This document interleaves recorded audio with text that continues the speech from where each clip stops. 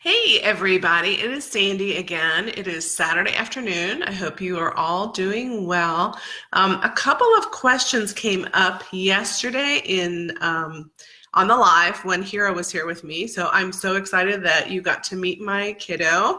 I think we're going to be doing more and more lives like that. He has agreed to come on and answer questions or maybe do some short presentations of his own. So that's pretty exciting. I'm really glad to see him being creative and getting out there and telling his story a little bit. So I'm very excited about that. So anyway, I wanted to come on today and talk to you a little bit about some of the questions that came up in the live yesterday. I'm just going to make sure that I'm going to set my phone up so that I can see what's going on in the group at the same time that I'm doing the live, because yesterday there were people asking questions and I didn't even see that you were asking questions. So let me just take a minute to make sure that I can see. Yes, now I can see the live as it's happening, so that as you're typing questions, hopefully I'll be able to see them coming up on the screen and I can answer them while I'm live. But because I wasn't able to see the questions yesterday for some reason, technology is that way sometimes, I did want to come back on to follow up to a couple questions that came up. And today I'm going to focus on one of the really big questions that is very important and essential to understanding the entire approach that I take to parenting and what has worked for us and what has worked for the families that I've worked with in my coaching. So I wanted to really address that. And the topic I want to address is how to help your child understand limits and accept the word no when the word no is appropriate. That is a question that a couple of the moms that were on the live asked, and I apologize I didn't see your question. So I'm going to answer it now in this live just for you guys. So here's the thing. If you have a child who has any kind of trauma background, whether it was a one-time trauma or a short-term trauma, most of the families that I work with have children with complex developmental trauma, which just means that the trauma or the adversity that they experience, the bad things that happen to them, the neglect or the abuse or the abandonment or whatever happened in this child's life that got them to the point where they really couldn't be with their biological family, most of them, if they were adopted. Some of you don't have adopted kids, but your child may have had some medical trauma over a long period of time when they were developing. So it's important for us to understand that these kiddos are not neurologically typical anymore. Okay, their brains are not really wired the same way our brains are wired, because when they were born, even before they were born in some cases, if the birth mom, the biological mom had some stress going on, they were experiencing a lot of hormonal issues, a lot of cortisol, a lot of stress, a lot of things were happening while their brains were developing, and that has caused them quite literally to have brain damage. Now, brain damage it's not the same as a child who may have had a traumatic brain injury, although I know some of you have kids who have that as well. But in this case, we've got kids who are responding to stress in a way that is sort of like a survival instinct for them. They're not understanding that when you say no, that you're setting a limit, like a typical child would. Typical child who had a strong attachment with the mom after birth and felt loved and felt safe and felt good about everything that was going on. They might be able to accept the word no because they feel safe and doesn't feel like a threat to their very survival. So when we have kids with complex developmental trauma, kids who were adopted, kids who had medical trauma, kids who have other kinds of adversity in their lives, they're going into this fight, flight, or freeze response every time we say something that makes them think, oh, mom is rejecting me, or oh no, I can't, this is a danger, danger, danger. So these signals are going off and they're responding with these maladaptive behaviors, these massive meltdowns. And in our case, you saw my awesome teenager Hero, if you watched the live that we did yesterday. He's an amazing, sweet, adorable child, but not when triggered. Okay, when this kid is triggered, if this kid feels like there's a threat, he's going to go into a massive meltdown. And, we had some really dangerous situations in those first couple of years after his adoption. Now he's just, he'll get moody sometimes and he'll go in his bedroom, shut the door, or whatever, be a little bit moody. But we do not have the level of violence and destruction and meltdown that we had when he first came home. So when I'm teaching you how to raise your child, I'm not telling you that what you do today to help heal the child's brain is the exact approach that you're going to use, a few months from now, a couple of years from now.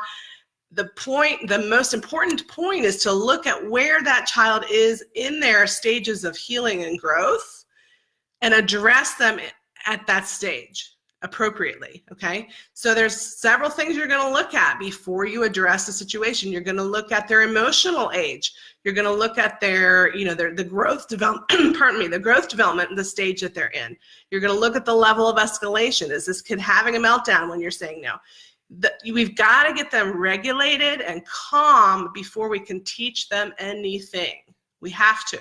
So so circling back around to the original question, which was how do we teach our kids that they need to accept a no and that they need to be able to accept limits? You can't teach them anything when they're melting down every time you say anything to them that's a little bit triggering.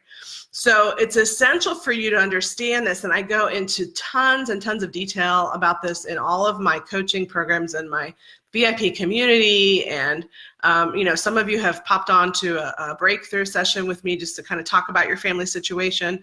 If you want to learn more about this, we can go into quite a lot of detail, and you can learn all of the tricks and all of the strategies for really addressing this. But the overall point is that you are healing a child who experienced complex developmental trauma. You're not dealing with a typically neurologically developing child. So in a sense, if I can think of a metaphor to describe this, if you had a kid who with a broken leg, okay, you wouldn't ask that kid to run a marathon, right? That child is not capable today of running a marathon. Is that kid eventually going to be capable of running a marathon? Possibly. It depends on their motivation level, depends on a lot of things, depends on their athletic ability, depends on how much training they get, how much coaching they get, how much practice they get. All of those things are going to come into play.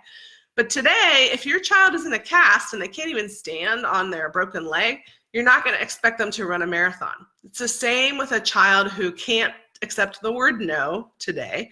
When you say the word no, it's everything is, they're throwing things, they're trying to hurt you, all of this is happening. If that's the case, don't use the word no, period. Just don't. Does that mean you're never going to be able to use it? Absolutely not. And as you saw last night, we didn't rehearse that live. Like, that was genuinely my kid answering the questions. We talked about it just briefly before we hopped on. I said, hey, let's talk about the situation of, trying to develop a connection with your parents. But I didn't know what he was going to say. So I was really happy that he, about what he said. It was like, whew, that was a little bit nerve-wracking to see, like, what's he going to say about me? But what he said was that over time, now he trusts me to the point that he can accept a no. If I say no, he's like, it's not a big deal. Because now he's at that level of growth and healing that he can accept it. So that's what I wanted to pop on and talk about today. I just don't want you to give up hope that this child is never going to learn anything and they're not going to be able to deal with the real world, and they're going to be, what about authority figures when they tell them no? How are they going to handle it?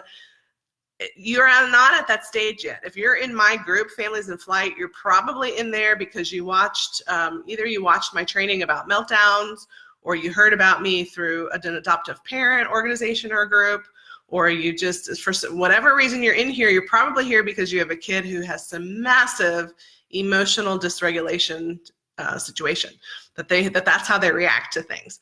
If that's how they're reacting to things today, they're not ready to accept the word no. Now, obviously, if it's a safety situation, like if your kid wants to run out into traffic and they say, can I run out into traffic? You're not going to say, well, maybe, let me think about it.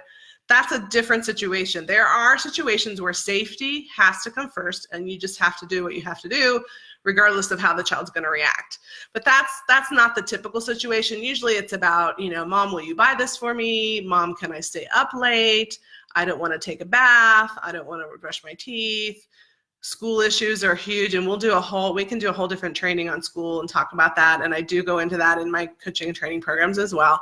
But the point is that nothing that's not life-threatening needs to be, you don't need to say no. You don't need to be stern and controlling and strict and consequence-oriented for your kids to learn how to accept limits. And that's all I wanted to talk about today.